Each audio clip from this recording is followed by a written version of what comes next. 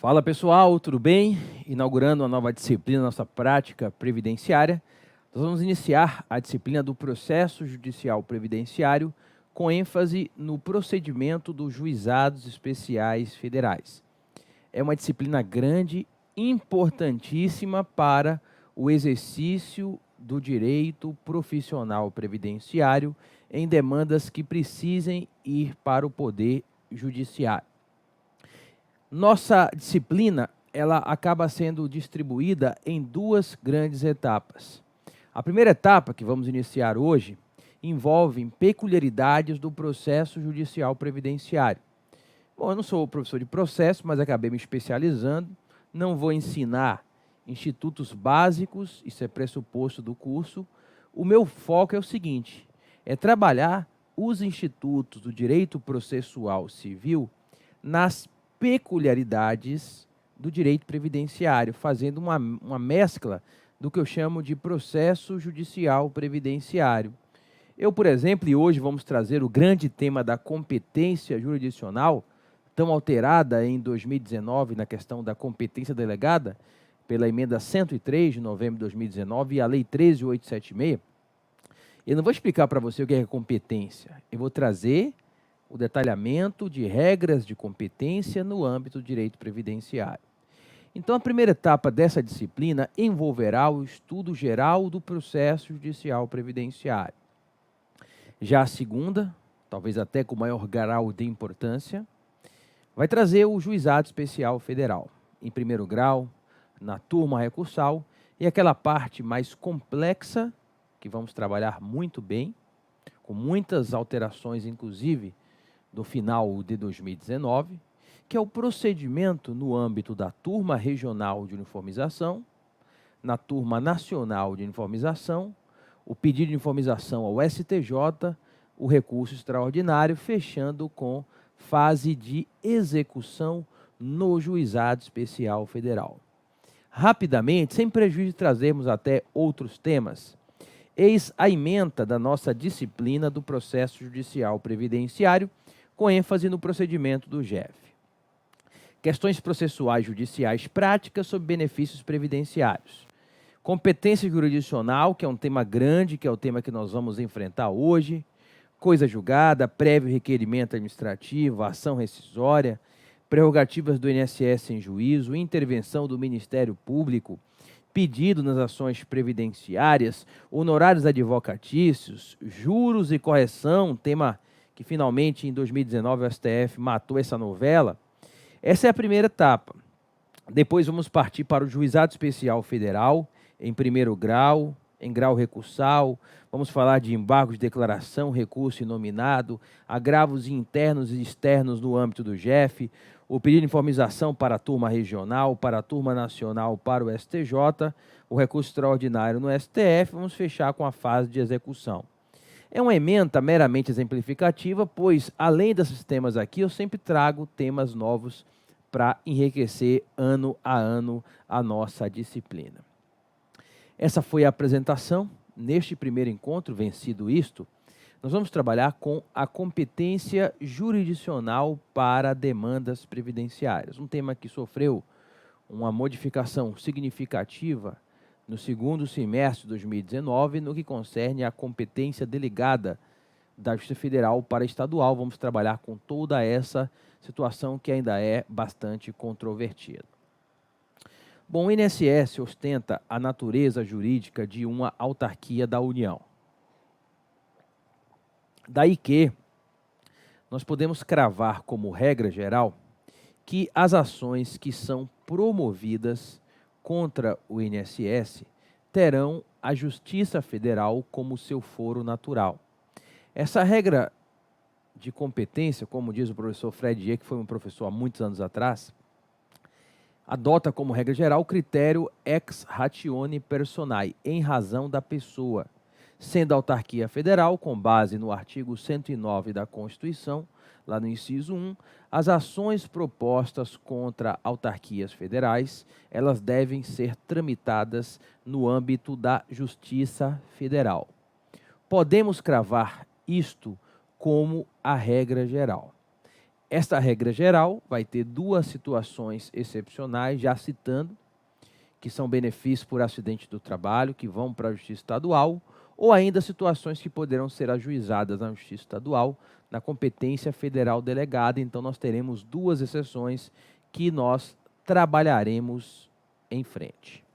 Então, nós temos isto como regra geral, por ser uma autarquia da União, com base no artigo 109, inciso 1 da Constituição, as ações propostas contra o INSS vão para a Justiça Federal, né? O Supremo Tribunal Federal firmou jurisprudência no sentido de que, quando o INSS figurar como parte ou tiver interesse na matéria, a competência dessa demanda previdenciária vai para a Justiça Federal. Dentro da Justiça Federal, nós temos uma bipartição de procedimentos. Nós temos o rito comum, que não se chama mais de ordinário, com o novo CPC de 2015, é só rito comum. E nós temos o procedimento no âmbito do Juizado Especial Federal. Então, quando a gente conclui que a Justiça Federal ela é competente para julgar uma ação contra o INSS, lá dentro, na JF, nós temos que fazer essa bipartição. Essa demanda ela irá para o Juizado Especial Federal, por seu rito peculiar, regulado pela Lei 10.259 de 2001, ou esta é uma ação que vai tramitar na vara do rito comum. Não vamos detalhar isso agora, mas o critério primordial de competência, já para adiantar e introduzir o tema JEF, é o valor da causa. Esse é o critério primordial. Quando você calcula o valor dessa causa e for de até 60 salários mínimos, competência absoluta do JEF. Passou de 60 salários mínimos, vai para a vara comum, podendo ficar no JEF se o segurado expressamente promover a renúncia. Isso vai ser extremamente detalhado na aula de Juizado Especial Federal. É só para a gente ter uma noção geral a respeito do tema. Dentro da Justiça Federal, nós temos uma situação que é o segurado que reside em uma localidade que tem vara federal, mas entra com ação em outra localidade que também tem vara federal, normalmente até por uma conveniência do advogado, embora isso cada vez seja menor na medida em que os processos todos têm se tornado virtual. Vou dar um exemplo local aqui. Como sabe, eu moro em Salvador. Salvador tem várias federais. E a 120 quilômetros de Salvador, é Feira de Santana, cidade da minha esposa, onde eu me casei em 2012, nós temos também várias federais. Vamos supor que o segurado, ele postula judicialmente uma aposentadoria por idade, um benefício que não decorre do acidente de trabalho, e ele reside em Feira de Santana, mas ele entrou com ação contra o INSS. E ele resolveu propor ação em Salvador por uma conveniência do advogado. Então, o segurado reside em Feira, tem vara federal, tem várias federais comuns e JEF, mas o advogado propôs ação em Salvador. A questão é, essa competência para julgar demandas previdenciárias no âmbito da Justiça Federal é uma competência concorrente? É possível propor ação na vara federal da localidade que o segurado reside ou na vara federal da capital do estado, há uma concorrência? Ou a competência privativa da vara estadual de Feira de Santana, localidade do interior do estado, que possui vara federal? Se você lê, e essa é uma dica que eu sempre dou para os alunos, jamais leia uma súmula e acredite no que lá está escrito. A súmula sempre precisa ser interpretada no contexto da sua edição, com base nos seus precedentes. Pode ser que você leia uma súmula hoje, mas quando há 10, 20 anos atrás, era uma outra legislação e você compreende mal. Esse exemplo é a súmula 689 do Supremo Tribunal Federal, uma súmula, pessoal, de 2002, já uma súmula relativamente antiga. Ela diz que o segurado pode ajuizar uma ação contra a instituição previdenciária perante o juízo federal do seu domicílio ou nas varas capitais do estado membro.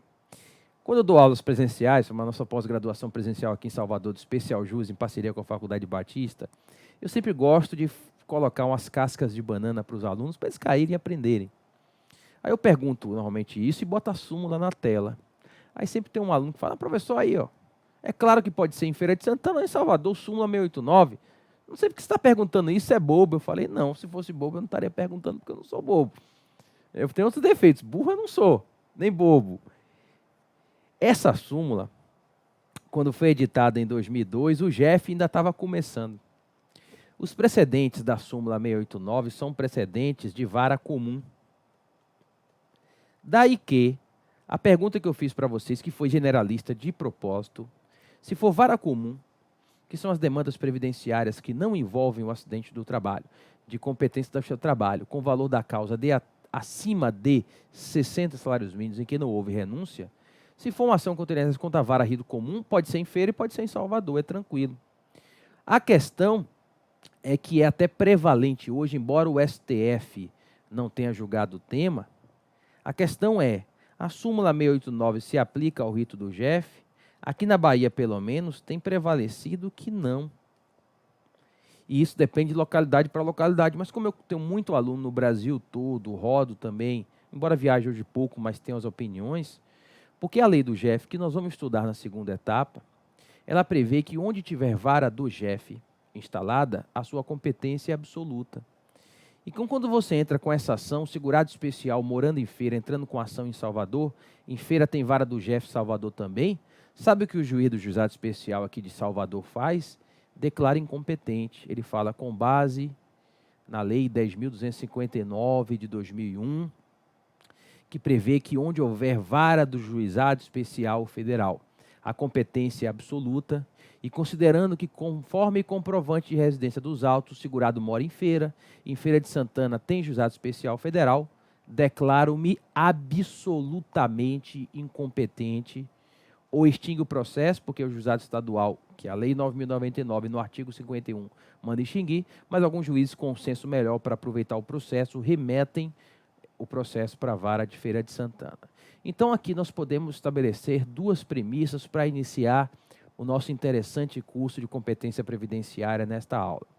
A súmula 689, pacífico, se aplica à vara comum, mas é deveras controvertido se ela se aplica ao GEF. E Brasil afora, me arrisco a dizer, de uns 2 anos para cá, que a maioria dos juízes sequer está aplicando a súmula 689 ao Juizado Especial Federal. Qual o motivo, professor? Essa súmula é de 2002, os precedentes não envolvem GEF, e a lei do GEF tem um fato novo, um fato jurídico novo, que diz que onde o GEF houver vara do GEF instalada, a sua competência ela terá natureza absoluta. Ok, pessoal? Mas essa é a regra geral, a gente vai detalhar a competência do GEF em breve.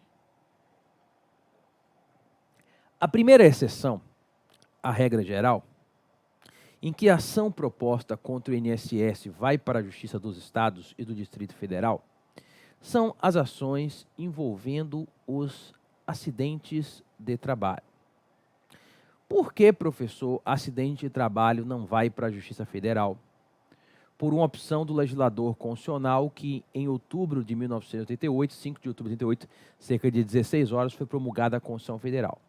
A Justiça Federal não era interiorizada, hoje é bastante, e na situação do acidente do trabalho, se entendeu que é quando o trabalhador precisa de maior proteção e seria melhor colocar na estadual. Hoje, na maioria dos estados, o tiro saiu pela culatra, porque na maioria dos estados, como aqui na Bahia, a justiça estadual é muito lenta. A justiça estadual da Bahia é muito ruim em primeiro grau, em termos de lentidão, de congestionamento de processos. E aí os advogados, eu tenho muitos alunos que são advogados aqui em Salvador, eles não querem a competência estadual. Mas isso não mudou. Por que não mudou? Porque alguns estados, como São Paulo, principalmente no interior de São Paulo, eu descobri, como nas minhas andanças lá, Presidente Prudente e outros interiores, que a estadual é melhor do que a federal. Então, principalmente pelo peso político de São Paulo, a competência estadual pelo acidente do trabalho não foi extinta pela reforma de novembro de 2019. Isso não foi alterado. O que foi alterado foi a delegada que veremos daqui a pouco. Então, foi ação envolvendo benefício por acidente do trabalho, Justiça Federal é absolutamente incompetente, porque a parte final do artigo 109, inciso 1 da Constituição Federal de 1988, acabou excluindo da respectiva competência da Justiça Federal as demandas envolvendo acidente de trabalho. Isso é um tema pacificado. Vamos ver, inclusive, aqui uma súmula no âmbito do Supremo Tribunal Federal, que é a súmula de número 501, que justamente decorre dessa parte final do artigo 109, inciso 1 da Constituição Federal de 1988. A súmula diz que compete à Justiça Ordinária Estadual o processo e julgamento em ambas as instâncias das causas de acidente de trabalho, ainda que promovidas contra a União, suas autarquias, empresas públicas ou sociedades de economia mista. Vocês ouviram a zoada de uns livros caindo, que eu estava pegando aqui o Vadimeco, nosso Vadimeco de prática previdenciária, que agora é o meu companheiro de aulas aqui, vai facilitar muito.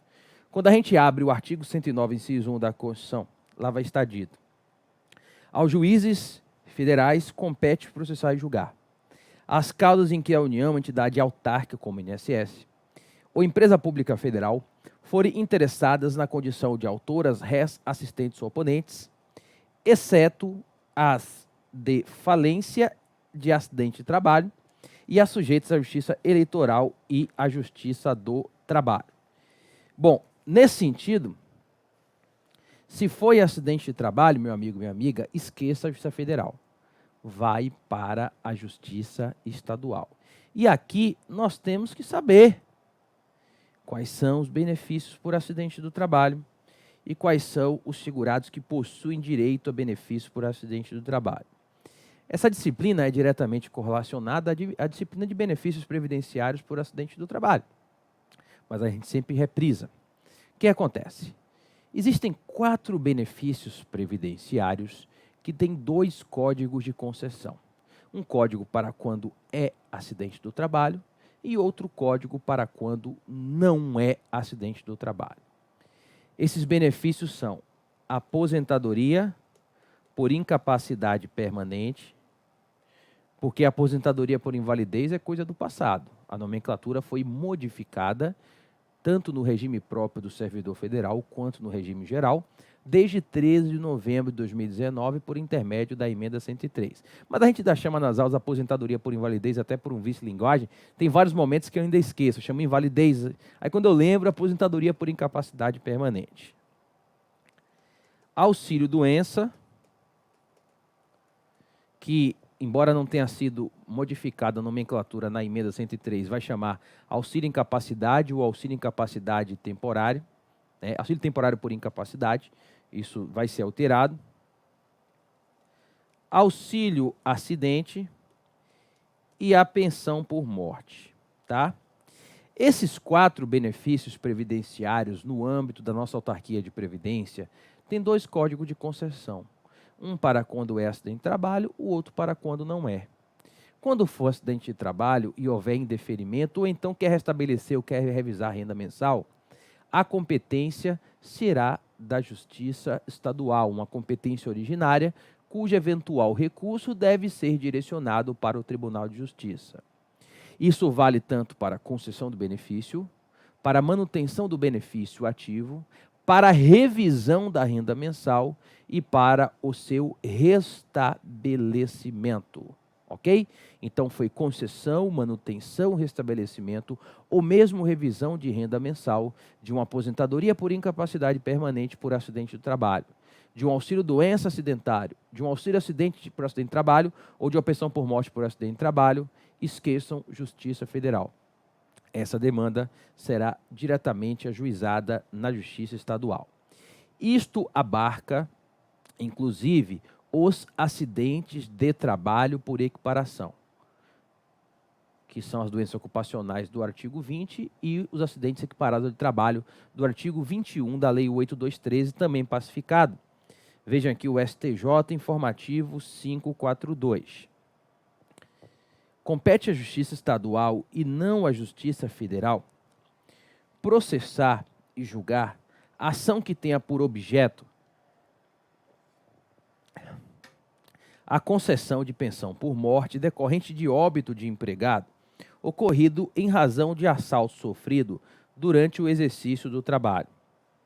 Doutrina e jurisprudência afirmaram compreensão de que, em regra, o deslinde dos conflitos de competência de juízos em razão da matéria deve ser dirimido com a observância da relação jurídica controvertida, notadamente no que se refere à causa de pedir e ao pedido indicados pelo autor da demanda.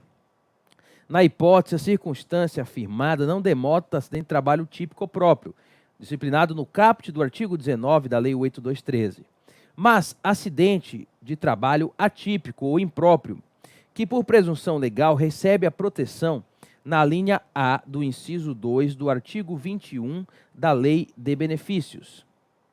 Nessa hipótese, o nexo causal é presumido pela lei diante do evento, o que é compatível com o ideal de proteção ao risco social que deve permear a relação entre o segurado e a previdência social. Desse modo, o assalto sofrido no local e no horário do trabalho equipara-se a acidente de trabalho. E o direito à pensão por morte decorrente do eventual inesperado e violento deve ser apreciado pelo juízo estadual nos termos do artigo 109, inciso 1, parte final da Constituição, combinado com 21.2 da Lei, letra A da Lei 8213, vimos o CC 132034 de 2014, entendimento tranquilo aí da primeira sessão do STJ. Curioso notar que nos estados, como acontece aqui no meu estado da Bahia, lamentavelmente, até porque eu sofro com isso, preciso da justiça estadual aí lenta que só, é complicado, né? Então tem que ser reformulada. Nessa situação, há um impacto da emenda constitucional 103. A aposentadoria por invalidez atual e incapacidade permanente, quando decorre do acidente do trabalho, tem coeficiente de 100%. Mas a emenda 103, lá no artigo 26, prevê que quando não decorre do acidente de trabalho, ela vai partir de 60% de coeficiente da média do salário de contribuição do Plano Real para cá. E só vai chegar a 100% se não decorrer do acidente do trabalho, se o homem tiver 40 anos de contribuição ou se a mulher tiver 35 anos. Ou seja, em quase todos os casos, a aposentadoria por incapacidade permanente, fruto de acidente de trabalho, vai ter uma renda mensal maior que a aposentadoria não decorrente do acidente do trabalho. Tendo em vista que a regra do artigo 44 da Lei 8213, que fixava a aposentadoria por invalidez em 100% do salário de benefício sempre, não foi recepcionada desde 13/11/2019 pela emenda constitucional 103. Então, eu costumo dizer para os meus alunos presenciais aqui em Salvador que o pessoal aqui na Bahia corria do acidente de trabalho para fugir da estadual se precisasse judicializar alguma demanda contra o INSS. E aí, em termos de renda, o pessoal agora vai correr a favor do acidente do trabalho. Porque se reconhecer o acidente de trabalho, a aposentadoria por invalidez vai ser de 100% da média. Ok? Vejam quanto essa emenda mexeu em várias situações, inclusive processuais, e a gente vai trabalhar com tudo isso aqui. A segunda pergunta que eu peço licença para ofertar-lhes, vocês podem falar daí, embora não esteja ouvindo, é a seguinte: quais são os segurados que possuem direito a benefício por acidente de trabalho? Somente os segurados que pagam o SAT, a contribuição seguro acidente do trabalho. Se o segurado tem SAT, ele tem direito a benefício por acidente do trabalho. Quais são os segurados que pagam SAT? Custeio da Previdência Social. Não se compreende bem o plano de benefícios sem estudar o custeio. Adotamos no Brasil predominantemente a teoria unitária, em que a relação de proteção previdenciária, denominada filiação, também é uma relação tributária, na medida em que o segurado é um contribuinte do tributo denominado contribuição previdenciária. Trocando em miúdos, meu amigo, minha amiga, se você não souber a Lei 8212, a parte de custeio, você vai ficar rateando na parte de benefícios previdenciários. É chato para dedéu, mas é necessário. Sou direto e reto, sincero, como sempre. Quem é que paga SAT? Empregado e avulso, a empresa paga 1,23%, artigo 22, inciso 2 da Lei de Custeio. Segurado especial, 1/10% da produção rural, artigo 25(2) da Lei de Custeio. E o empregado doméstico, 0,8%, artigo 24, inciso 2 da Lei de Custeio. Quem é que não tem SAT? Contribuinte individual. Nem autônomo, nem o CI que trabalha para PJ, eventualmente, não tem SAT. E o facultativo que sequer trabalha.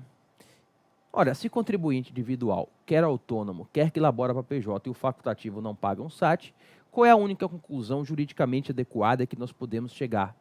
Eles não recebem benefício por acidente de trabalho. Ou seja, se o contribuinte individual cair trabalhando, quebrar a perna, ele vai para o auxílio-doença, vai, mas o comum não decorrente do acidente de trabalho. E essa é a linha do STJ, tá? Vejam aqui. No caso, tramita ação previdenciária em que se requer a condenação do INSS ao pagamento de benefício por incapacidade, em que o autor ostenta a qualidade de segurado contribuinte individual. O segurado contribuinte individual integra o rol dos segurados obrigatórios do regime geral da Previdência Social.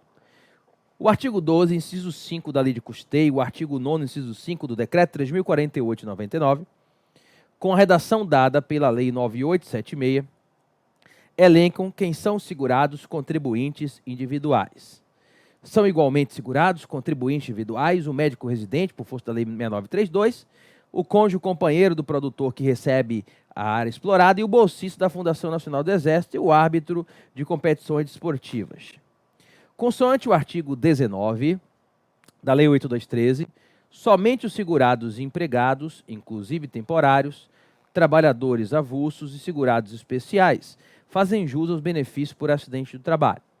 O ordenamento jurídico fez incluir o segurado empregado doméstico no rol do artigo 19, em observância à Emenda Constitucional 72 e à Lei Complementar 150.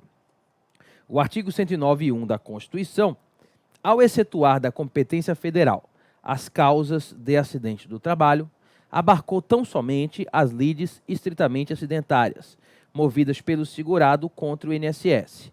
O acidente sofrido por trabalhador classificado pela lei previdenciária como segurado contribuinte individual, por expressa determinação legal, não configura acidente de trabalho, não ensejando, portanto, a ação de benefício acidentário apenas previdenciário sob a jurisdição federal, decisão da primeira sessão em 2017, julgando o conflito de competência 140943.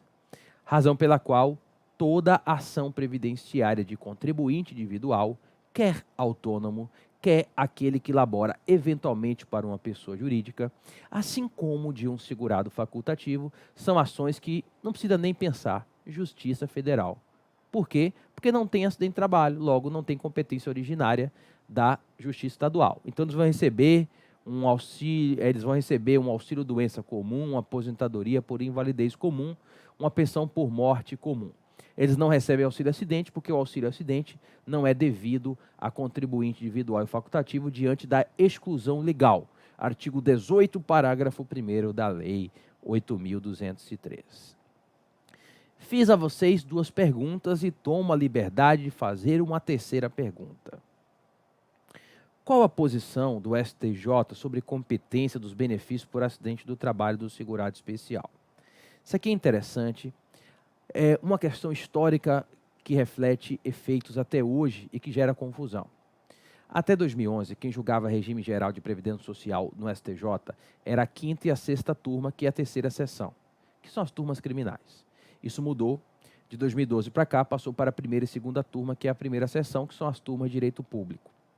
Até hoje tem julgado da 5ª e 6ª turma porque os processos antigos, redistribuídos antes da alteração regimental, até o final de 2011, continuam tramitando lá. E aí as turmas criminais não têm muita familiaridade com esse tema. E aí eles tinham um entendimento juridicamente esdrúxulo, assim. Eles diziam que era segurado especial, mesmo acidente de trabalho, ia para a federal, porque esta federal é que tinha competência para avaliar a qualidade de segurado especial. Eles confundiam o direito à concessão do benefício com a questão incidental de enquadrar como segurado especial. Se assim fosse, a federal jamais ia julgar uma pensão por morte, porque quem julga a união estável é a Justiça Estadual. Eles faziam essa confusão. Vejam a confusão que eles faziam. A jurisprudência desse tribunal é assente quanto à competência residual da estadual para processar demanda relativa a acidente de trabalho. Entretanto, a comprovação da qualidade do segurado especial para fins de concessão de benefício perante a autarquia previdenciária, como no caso, é matéria estranha à Justiça Estadual, devendo ser processada na federal com base no artigo 109, inciso 1. Somente seria possível o processamento da presente ação na vara estadual, se a comarca do domicílio do segurado não fosse vara federal, que não é o caso dos autos. Então, eles diziam que só a Justiça Federal podia aferir qualidade de segurado especial e tirava o acidente do trabalho da Justiça Estadual. Isso influenciou em 2017 o FONAGEF, com o enunciado 187, são de competência da Federal os pedidos ajuizados por segurados especiais e os seus dependentes em virtude de acidentes ocorridos nessa posição. Aí, isso foi corrigido pela primeira sessão do STJ, que reverteu tudo em dezembro de 2017. Agravo interno no conflito de competência 152.187, de 13/12/2017. A terceira sessão, a época em que detinha competência para a matéria previdenciária, firmou o entendimento de que, no caso do segurado especial, a concessão dos benefícios acidentários seria da Justiça Federal. Diante das razões expostas, chega-se à conclusão que deve ser alterado o entendimento anteriormente firmado pela terceira sessão, a fim de reconhecer a competência da Justiça Estadual para a concessão de benefícios derivados de acidente de trabalho de segurados especiais. Ok? E aí foi revertido, foi acidente de trabalho do segurado especial, vai para a Justiça Estadual. Houve a reversão em dezembro de 2017 para cá. Bom, existe uma situação residual que, mesmo sendo o acidente do trabalho, vai para a Justiça Federal, que é o mandado de segurança. O mandado de segurança é uma ação que tem uma certa utilidade no direito previdenciário, mas a ela é bastante restrita, porque o mandado de segurança não cobra atrasados e não dá para produzir prova pericial ou testemunhal. Somente é compatível com o procedimento do mandamos prova documental ou documentalizada em situações de direito líquido e certo de evidente ato ilegal da autarquia de previdência. Então, o mandado de segurança é só para discutir tese jurídica. Vamos supor, o INSS demorou 6 meses para julgar um benefício, entra com mandado de segurança para dar uma liminar para que o INSS aprecie. Então, não é larga, diferentemente de outras áreas do direito, não é largo o uso no direito previdenciário do mandado de segurança. E o mandado de segurança tem a questão da autoridade coatora federal. Mesmo sendo um tema envolvendo o acidente do trabalho, como a autoridade coautora é federal, o STJ entende que o MS vai sempre para a Justiça Federal, mesmo que verse sobre acidente de trabalho, sendo um ponto excepcional. Nesse sentido, o conflito de competência 123.518, julgado pela primeira sessão do STJ em 2012, e é algo extremamente remansoso. Conflito negativo de competência, previdenciário, mandado de segurança, restabelecimento de benefício acidentário, observância da qualificação da autoridade impetrada, atos de perito médico e do superintendente, competência da Justiça Federal. Então, o mandado de segurança pela questão da autoridade coautora federal, em sendo a autoridade coautora federal, como chefe de benefício da agência do INSS, ou mesmo gerente executivo, aí mesmo versando a respeito do acidente de trabalho, deve ser impetrado no âmbito da Justiça Federal. Ok, pessoal? Bom, fica faltando apenas o estudo da competência federal delegada à Justiça Estadual, e nós o traremos na nossa próxima aula.